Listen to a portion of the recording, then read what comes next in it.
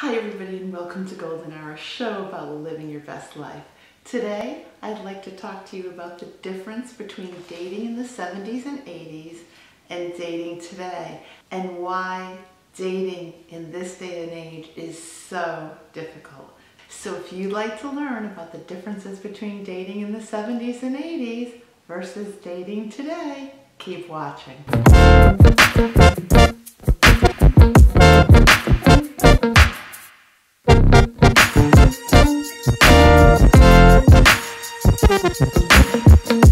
Remember when you were a teenager or you were in your 20s back in the 70s and 80s and you'd look across the room when someone would catch your eye and you thought, I'd like to get to know that person.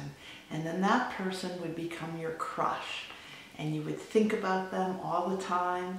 You wouldn't be looking for other people and you were focused on that person you had a crush on. Whether that person was someone you knew in school or someone who worked at the local supermarket, or even if you were older and it was someone you had met in a club. You might even manufacture a way to run into that person so that you could have some interaction. And maybe down the line, he would ask for your phone number and you'd patiently wait for that first call. And he had guts to make that first call. We didn't have cell phones back then, so he'd have to be gutsy enough to have your father answer the phone and ask who was calling for the daughter. Back then, women didn't call men, it was the other way around, and it was just the way things were. Picking up the phone to call someone was natural.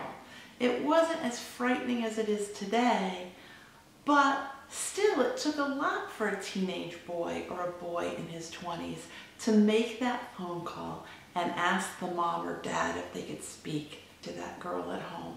It was difficult. Sometimes, if you were brought up in a strict family like I was, the father might ask you questions as to why you wanted to speak to his daughter. So it did take a certain amount of guts to ask somebody out. And there was a certain protocol that you had to go through. Now let's say you got through all that. You made the phone call. You asked the girl out. She said yes. You didn't ask her out for the next day. You made a plan. You asked her out for that weekend coming up. And you had a plan in mind. You were going to take her to dinner or dancing. You weren't taking her on a coffee date. And you were definitely going to be the one that paid. Even if you had to take out money from that little part-time job you were working at, or you had to borrow some from your parents, there was a certain amount of risk involved in taking someone out. There was money involved. There was time. And on the other hand, maybe the girl didn't pay for the date, but rest assured, she took what little money she earned and she ran out and got a new outfit and new shoes and spent time and effort putting makeup on. And the dating pool was smaller back then, but it was places that you went in person to. It was school, it was work, it was clubs, it was the grocery store. Maybe somebody introduced you to a friend of a friend.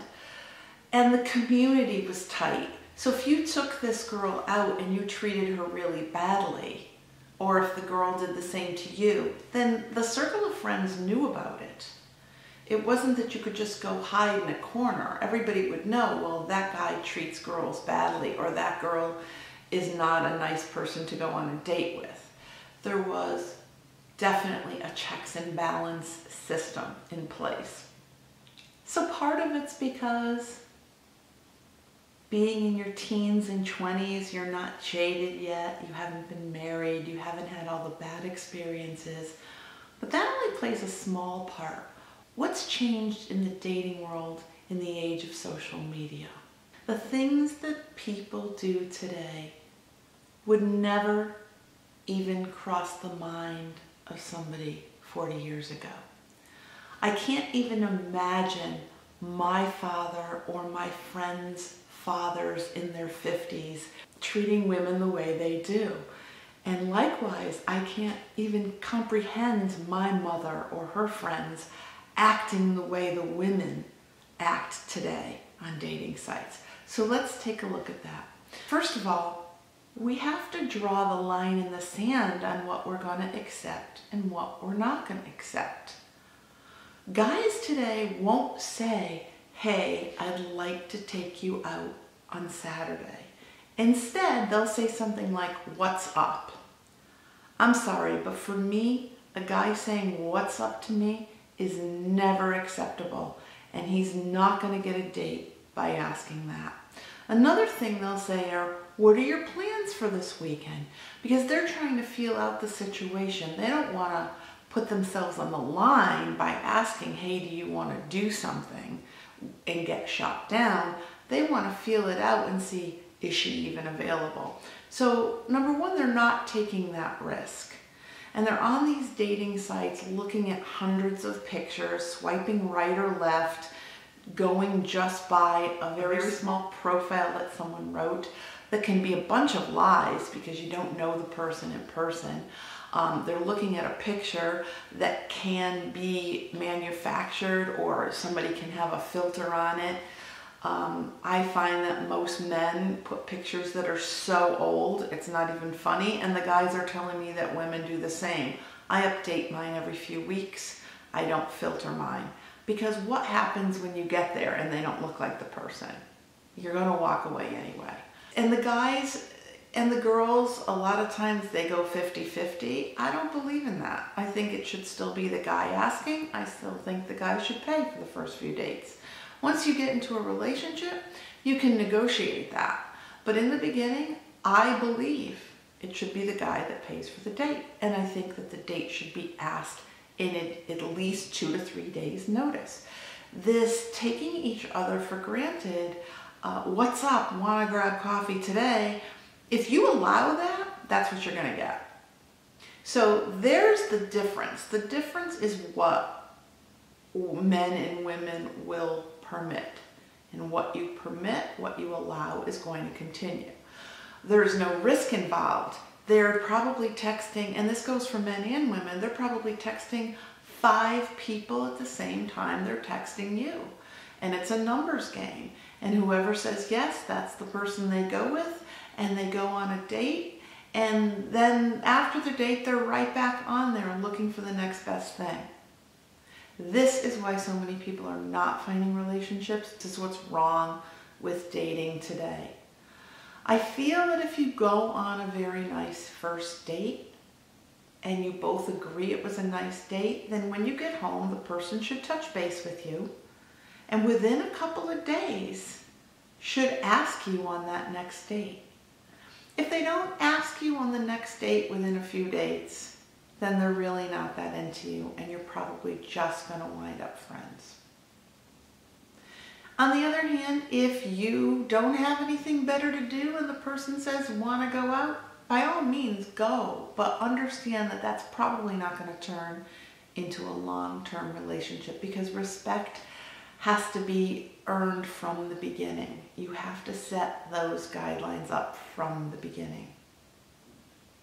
So you've got, in the 70s and 80s, a guy going out of his way to call you. You've got a girl who is sitting there waiting to hear from you. She's not talking to 5 other people because you haven't messaged her in an hour. We're all guilty of it. We're all looking for the next best thing. It's one of the reasons I turn so many dates down. And as a girl, I get asked daily from the dating sites and even in person. Your time is worth something, so you have to be a little bit discriminating, and even when you're discriminating, you can be very disappointed. But at least you're not wasting your time on a regular basis. So how do we change this? I think the first thing is, when you go out with someone, if you have a nice time and you feel that the person is worth going out with a second time, all communication with other people should be stopped until you figure it out. And go on those next couple of dates. Is it really necessary to date 3 people at once? I remember one time when I was 19, I tried that. I actually had one person drop me off at my mother's back door while another guy was picking me up at the front door. That lasted for one date, and I realized it was way too difficult. I wound up not staying with either one of them and finding somebody altogether different. And then I stayed with that person. And it doesn't mean stay with somebody that you're not compatible with or you don't like. It simply means common courtesy. If you want a second date with that person, go on that second date. And if on that second date you feel like you want a third date, go on that third date. But you don't need to be dating 2 or 3 or 4 other people. It's not necessary. And it's not the way to find a long-term thing. I'm very turned off by it when I find out that a guy went out with someone else right after me.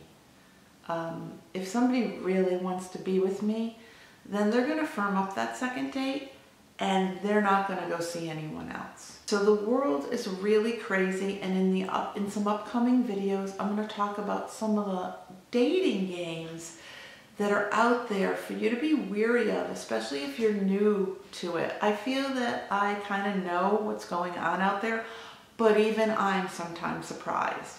You need to be very discerning out there, and you can find somebody. I have found a wonderful person before on a dating site. It didn't work out, but he was truly a great guy that I was going to marry.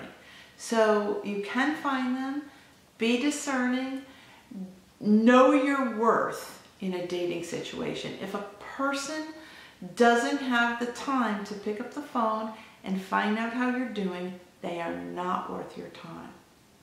If they want to date you and someone else, let them have the other person. You don't need to be anybody's second choice. And that goes for men and women alike. So have a wonderful week. Go out there and go on a date and get your shine on.